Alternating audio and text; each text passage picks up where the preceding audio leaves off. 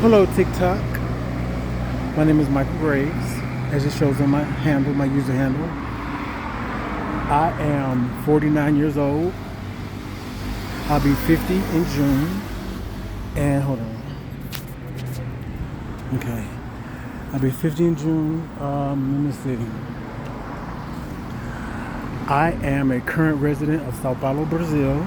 Sao Paulo, Brazil. I have been living in Brazil for since May of 2024. So in May of this year, it'll be 2 years. Let's see, what else is it? I haven't really put anything on here to talk about who I am or anything like that. I'm just not leaving from the gym. On my way to Arthur Alvim, Estação Arthur Alvim, to meet a friend. Let's see, what else? I speak a little bit of Portuguese. I have to because, of course, I live in Brazil. It's not really a requirement to speak Portuguese. I mean, it is, but you can survive if you really don't know it when you get here. It's easy to pick it up.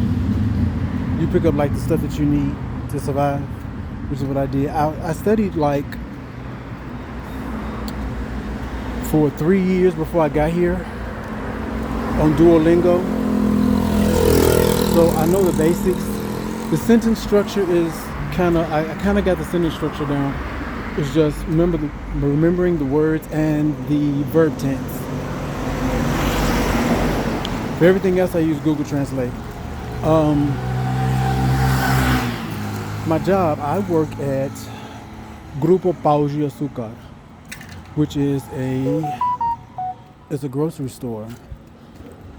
It's like one of the biggest grocery stores in Brazil. It's kind of like Kroger in the South. I work in the warehouse. Like pick and pack. I do that, but I do it for fruits and vegetables. And the fruits and vegetables that I work with are in the cooler section because the fruits and vegetables that my team picks goes to the stores on the outskirts of the city versus something that's close, like in the city center. The ones in the city center, those don't need to be refrigerated. So I was doing that at first, but then my supervisor requested that I move over into, it's called Câmara Fria, which is the cold section. And so I've been working over there. How did I get my job? When it was time for me to look for a job, I went on Google and I Googled the largest companies in Brazil. And Google gave me a list of the top 10. So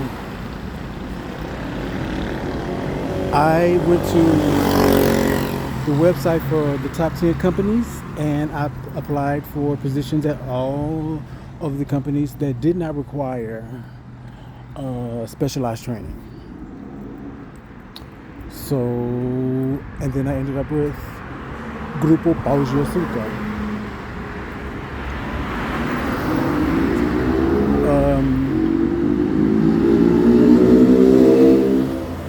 I've been working there since November 2024. So from May to November, when I got here, I partied my tits off until it was time for me to get a job because I wanted to experience as much of Brazil as I could before I started working, because once I started working, it was a wrap, baby. And it is, because the work schedules down here is different than they are in the United States. The work schedules down here are 6 days a week for people who are if you're not a degreed employee, an employee with a degree or some specialized training, you work 6 days a week.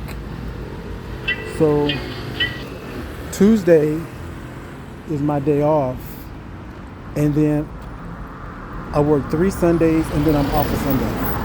So I get one Sunday a month, but then every Tuesday.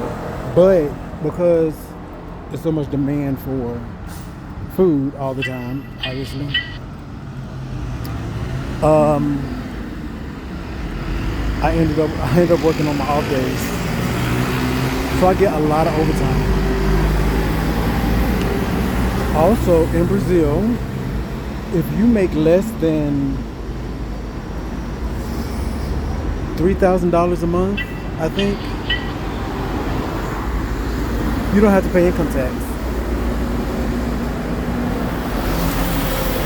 So I don't know how much of a difference that makes on my check. I know in the United States now, y'all don't have to pay overtime y'all don't have to pay taxes on overtime, but you gotta work overtime to do it, to get it. So anyway, let's see. What else is there?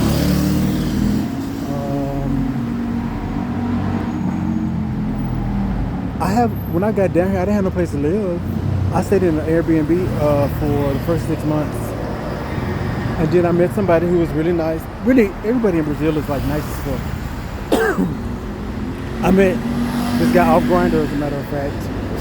And me and him became really, really cool. And he was like, well, I need somebody that can pay their rent. I was like, I can pay my half. And so he let me move in with him. Then, from there, that didn't work out, but it wasn't on my plan. It wasn't on my part. The reason why it didn't work out. The reason why it didn't work out is because, I can't really say because it's telling his business and talking bad about him, which I don't like to do, talk bad about people. I'm not saying that I'm perfect, but